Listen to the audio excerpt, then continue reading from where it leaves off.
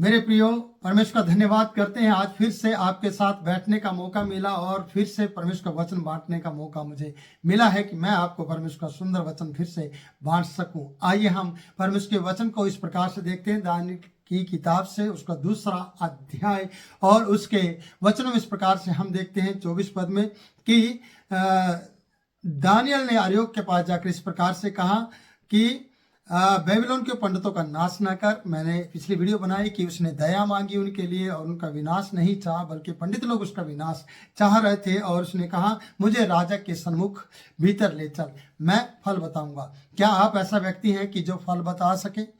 पर मैं ऐसा आशा करता हूँ कि आप झूठ मूठ करने वाली बातें नहीं, बल्कि परमेश्वर के साथ समय बिताने वाले व्यक्ति होंगे, तो जरूर आप उस स्वप्न को और स्वप्न के फल को बता पाएंगे। इसलिए अर्योक ने दानियल को राजा के सन्मुख खड़ा किया और उसे शीघ्र अंदर ले गया और उसने इस प्रकार से कहा कि यहूदी बंदियों में से जो गुलामी में आए हैं उनमें से एक पुरुष मुझे मिला है और जो राजा के स्वप्न का फल बताएगा। अब अर्योक को वो व्यक्ति मिला है जो प्रार्थना करने वाला व्यक्ति है, वो है दानियल।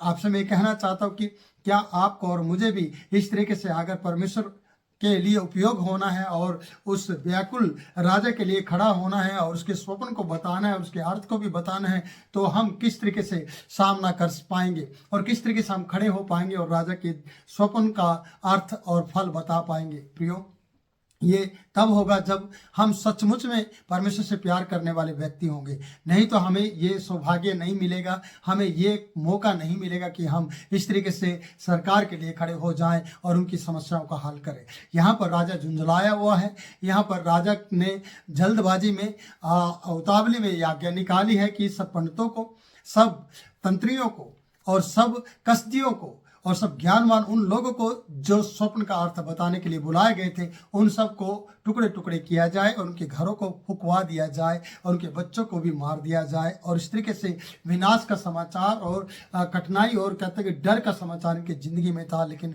दानियल उनके लिए आशीष का व्यक्ति बन गया। फिर भी दानियल ने प्रार्थना की और दानियल ने अर्योक से प्रार्थना करते हुए कहा है कि उन्हें पंडितों का नाश ना कर। क्या हम भी अपने देश के लिए जो पाप की गुलामी की तरफ बढ़ता जा रहा है और गुलामी में बढ़ता जा रहा है, क्या हम उनके लिए अपने घुटनों पर आ सकते हैं?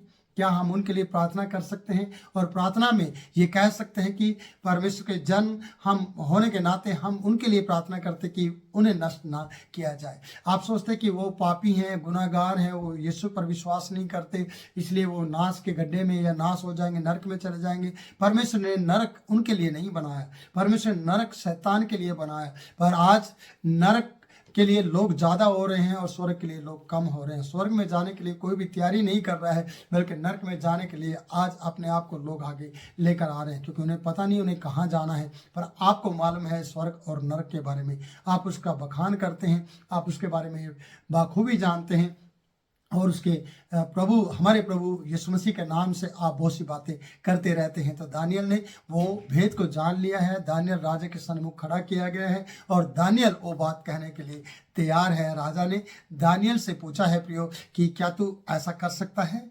जिसका नाम बदला गया था, जिसका नाम बेल्तशस्सर रखा भी गया था, और उसने उससे पूछा, क्या तुझ में इतनी शक्ति है, क्या तुझ में इतनी सामर्थ है कि जो स्वप्न मैंने देखा है उसे फल समेत मुझे बता सके?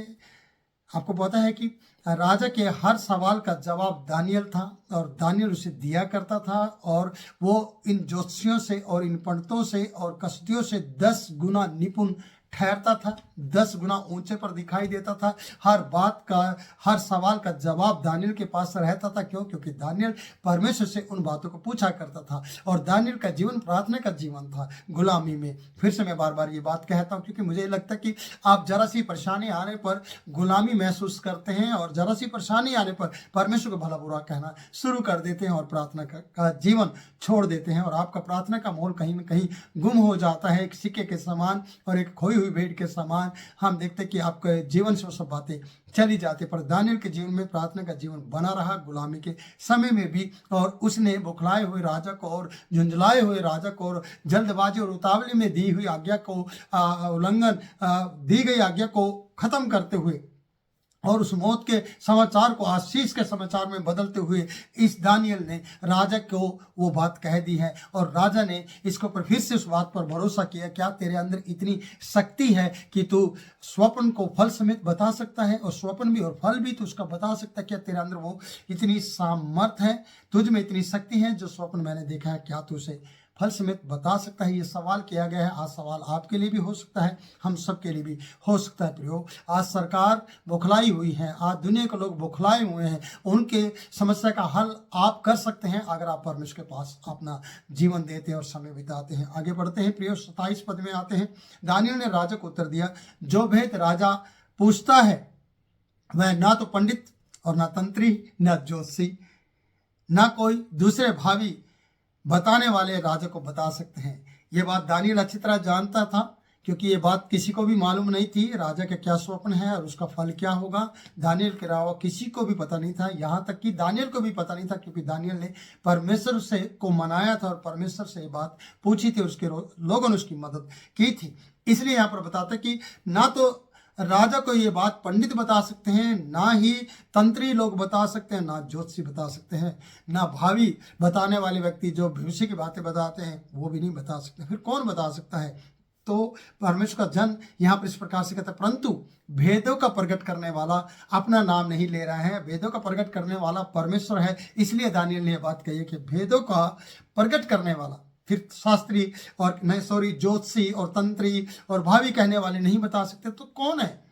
दानियल ने अपना नाम ना लेकर सर्वशक्तिमान परमेश्वर का नाम लिया, और यहाँ पर क्या किया? भेदों का प्रकट करने वाला परमेश्वर स्वर्ग में है।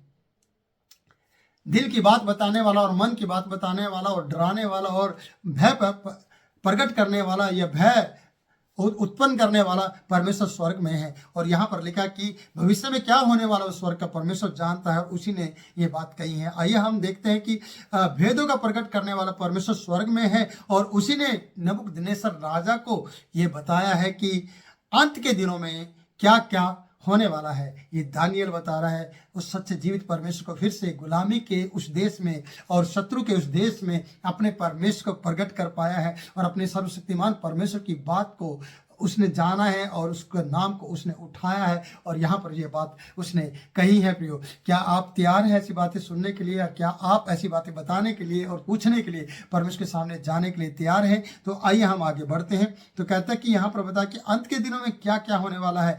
तेरा स्वप्न और जो कुछ तूने पलंग पर पड़े पड़े देखा है वह यह है। प्रियो, राजा को वो बताने के लिए तैयार है। उसने कहा सर्वशक्तिमान परमेश्वर ही ने ये बात प्रकट की है, वही है जो आपके दिल की बात को प्रकट कर सकता है। क्या आप नहीं चाहते कि परमेश्वर आपको वो सारी जानकारियां दे, जिस जानकारी की आपको ज़रूरत है, जिसके लिए आपको हम सबको ठहराया गया है परमेश्वर के थ्रू, कि परमेश्वर अपना आदर आपके थ्रू बढ़ा दे और आपका आदर भी बढ़ा दे।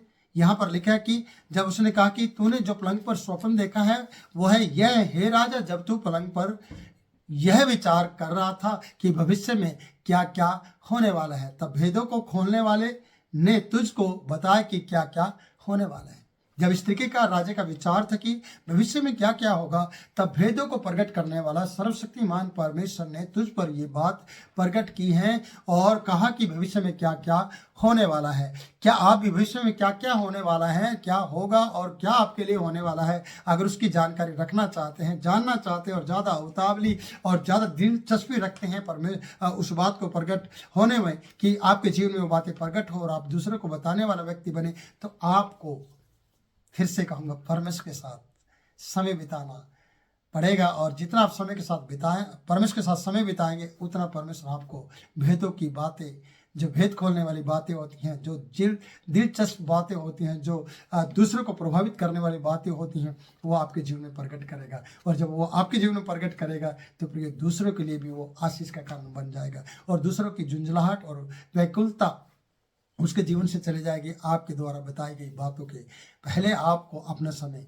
फिर से परमेश्वर के साथ बिताने की जरूरत है। प्रभु इन वचनों के द्वारा आपको बहुतायत से आशीष दे, आज आपके दिन को परमेश्वर बना दे। जो भी आप परमेश्वर से मांगे वो बातें परमेश्वर आप पर प्रकट करे। God bless you.